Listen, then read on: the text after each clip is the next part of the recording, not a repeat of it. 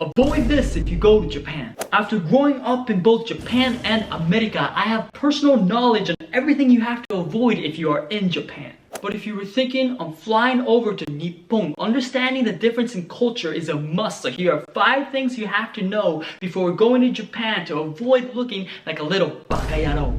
1. Avoid not knowing J-pop and the bumping music scene. I know you already might know Lisa from Demon Slayer, Hoshino Gen from Spy Family, Eve from Jujutsu Kaisen, maybe even Suzuki Mayasuki from Mr. Love is War himself. But there are artists that Japanese people actually listen to besides anime, like Rinne's Snow Jam is popular during Christmas time, get that KFC ready. Word's Talking Box has that Japanese swag you've been missing. Saushi Dog or Saucy Dog's Itsuka will make you think you had a Japanese girlfriend that broke up with you.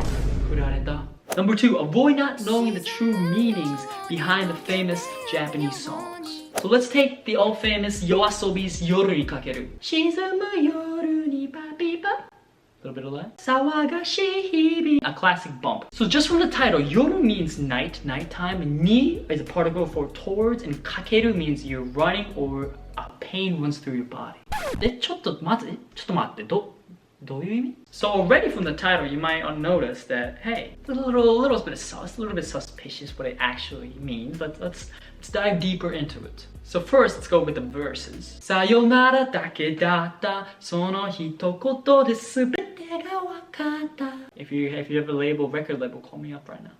Okay, so that's a pretty good melody. It's, it got my heart rate going, but let's see the true definition. Sayonara dake datta. So sayonara means goodbye, and dake datta it was only. So it was only a goodbye. Then sono hitokoto de subete ga wakatta. Sono hitokoto means, from that word, subete means everything, and wakatta means I understood. So you can already imagine there's 2 people, a girl and a guy, and the guy says sayonara and the girl just nods. And then kind of understood everything that was going on just from someone saying sayonara. And you might think, oh, it's just another breakup song. Hold on a minute. Because it might sound cute and happy, but bam, it's depressing. They don't mess around. Now, the old famous chorus is where you'll get the feels. Horamata chikutakuto means horamata see again. Chikutakuto is like the sound that, it's a TikTok sound that clocks make. Naru sekai de nando datte sa. Naru sekai. Naru is to make the sound. Sekai de is the world. Nando datte sa. As many times as it takes. Kimi no tame ni yoii shita kotoba dore mo todokanai.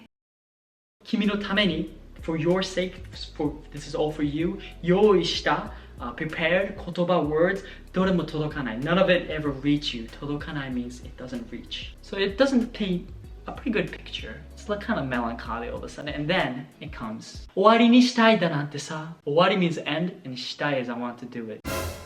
Nante sa is like some casual thing like that you say. So now, whoa, I thought we were listening to dance music. I thought we were a little bumping, a cute little, song, cute little voice, little nice upbeat music, and a little piano going everywhere. I thought this was a happy song. Guess what? It's not a happy song. Now, at the end of the day, I don't think there's anything wrong with you listening to songs that you don't understand right away or that you don't speak the language of. There's nothing wrong with that. But it's kind of funny because Japanese music, it might sound happy, like a poppy beat, like Yoru ni Kakeru, has a little bit of edge to it, gets you in the feels a little bit.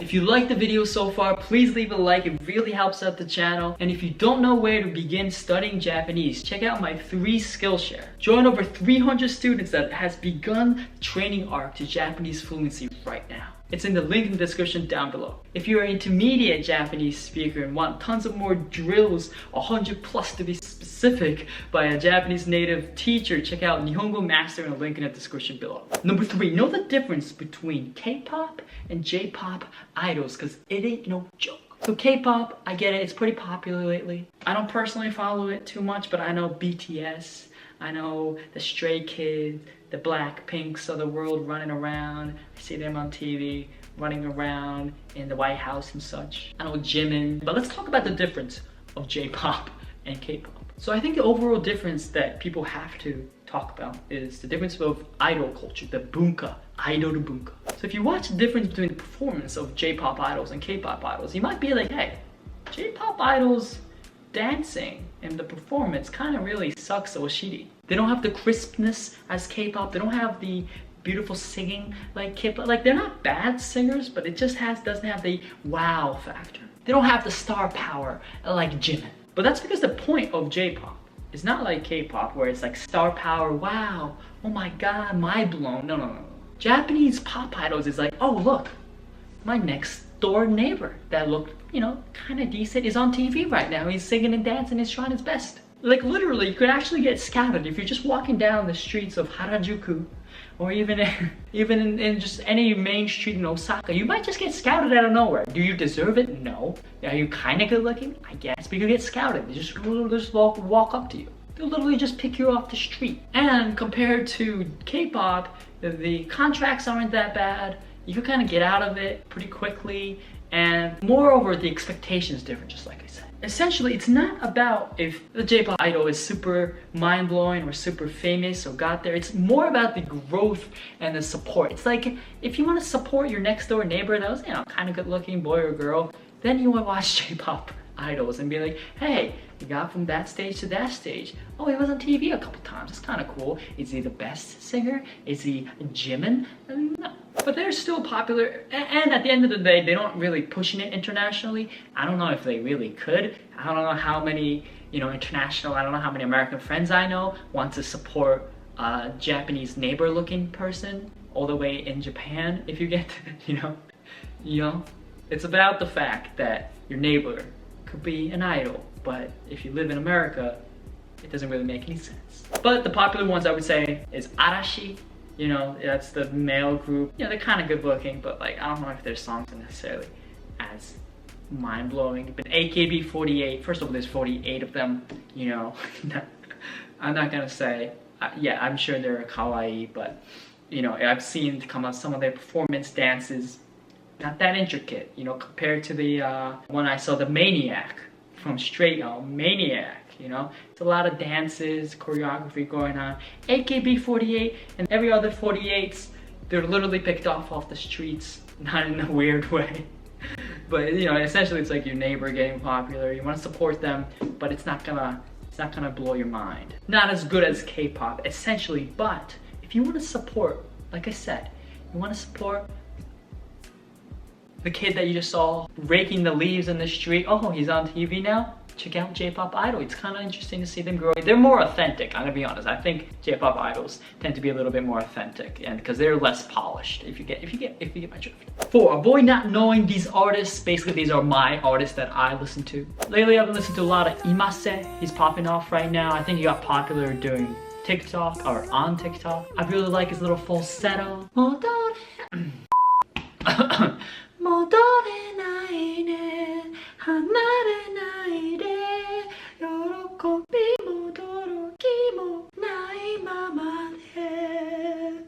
Don't copyright me. It was a tiny capella. I think he makes his own music and I categorize it as soft alternative pop. Sho Sensei, I would say, is more on the come up right now, but if you want to know Japanese trap with a touch, little sprinkle rock, check him out. Satellite is a banger. Kenshi Yonezu, we all know he's famous at this point, but his Lemon is amazing. I heard that he's the new, I haven't watched it yet, but new Chainsaw Man's intro is Kenshi Yonezu. But I think you're sleeping on his past songs like Vivi.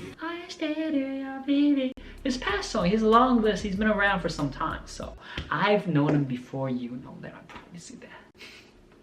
Almost every single song by Vondi is good. Love listening to Odoriko, and Napoli is one of his best. One of his songs, Boku wa Kyomo, which is like a ballad song, it's kind of funny because one of the verses he says his girlfriend told him that he's not good looking. He's not handsome, but he's still kakkoi. He's still cool, you know? If you look at a picture of him, I think he's good looking. So I don't know what his girlfriend, I'm just kidding. But he's a great singer. I'm a big fan of Vondi, no disrespect. I know plenty more because I love music, but check them out if you have the chance. Let me know if you like them or not, or if you think my J-pop music taste is trash. Number 5, if you go to Japan and have the chance, you have to go to the concerts. I would recommend you to go to all the way from underground music concerts to Budokan, which is like a big hall or a big live event. Japan is very safe, so you don't have to worry about it being too chaotic or dangerous. It's like they might, like the way they dance, it might just be like them just doing this. Most likely there's not going to be a big mosh pit. You're not going to be running around. They'll just kind of have a lighter and just kind of swing it back and forth. They're fairly organized people. Radwimps or Radwimps, the band I grew up listening to, I was almost gonna go to a concert with them, but everything shut down, so it was a little bit of a sad thing. But they hold really good live concerts because they started off as a live band, obviously. I would have loved have sang and a little bit of old classic in the sky. If you don't know that, you better search. If you didn't know Radwimps' OG songs, you gotta fix that. A little sparkle. Imagine that I am in Your Name, the movie. Would have been a good time. But I think Japanese music has a ton more genre. Right now, US music, I feel like 2 genres, maybe, you know? It's kind of just, they all sound the same. I'm not gonna say J-pop, they all don't sound the same, but at least they're trying some funky stuff. Most of them start off as indie artists, which I respect, and they want to be a live artist, so going to a concert, you get to actually experience how they want to be on live. Sometimes though, you might not be able to see their face because, you know, even Japanese artists might tend to be shy. If you know Yama, you're not gonna see his or her face. It's gonna be masked up. Even like most of these like semi-internet artists like Eve, I don't know if you know, if anyone knows the same face, Classic Green, Amazarashi, you're not gonna know their face, but they still have live events and no one's gonna judge that they're a little shy even though they're singing in front of millions of people. So you will be probably able to see any artist you want to see if you go to Japan at the right time, buy that ticket online, and have a good time. Who's live would you like to go see? Would you like to see me live on TikTok? Then follow me on TikTok and Instagram, mainly on TikTok. You can see me, you can find me live 3-4 times a week teaching Japanese. Like and subscribe to join the Nakama, and peace.